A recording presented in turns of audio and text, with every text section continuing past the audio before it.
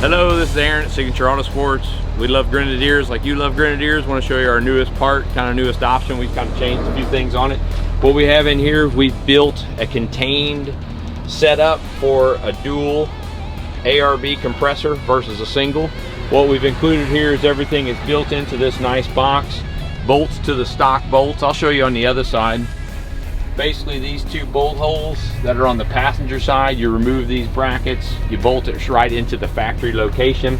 We've come up with a slick way to snake the wires down to the original battery location. Super easy to put in from at home. This is a do-it-yourself in a Saturday afternoon kind of project. In here is, like I said, a dual ARB compressor, so we're using the real stuff. We've got the switch right here to power the unit right here on the top. In here we've got the air zerk for fitting right there, ARB dust cover, and then in here to the right we've got a nice little storage pocket, so everything's here.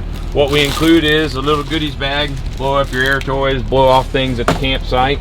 We've got the tire pressure tool, digital, that we include as well, and then a little cool thing we found, good old internet, a nice flexible air hose, right?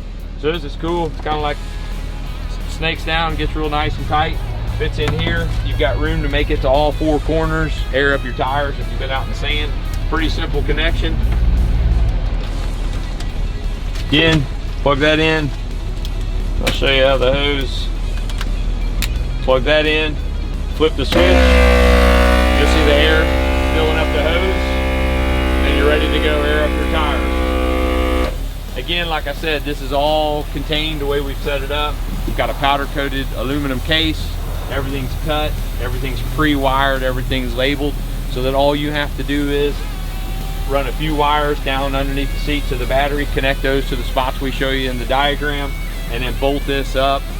I'll say maybe an hour for a novice to do this project. No special tools, super easy. If you want to take it out because you don't want, it's taking up the space or whatever, again, 2 bolts to take it off. You take off this front cover, pulls everything off that's attached, it all unbolts from the wall. Super simple, super easy. We just wanted something that anybody could do from home, nice space saver, put it in the back, along with a storage pocket to contain all the goodies that you need, including a pair of gloves, right? Everybody's gonna have gloves in there. So any questions, let me know. Zach will load up all the details. You'll see all the backside of how everything happens, and just hit me up if you got any questions. Thank you.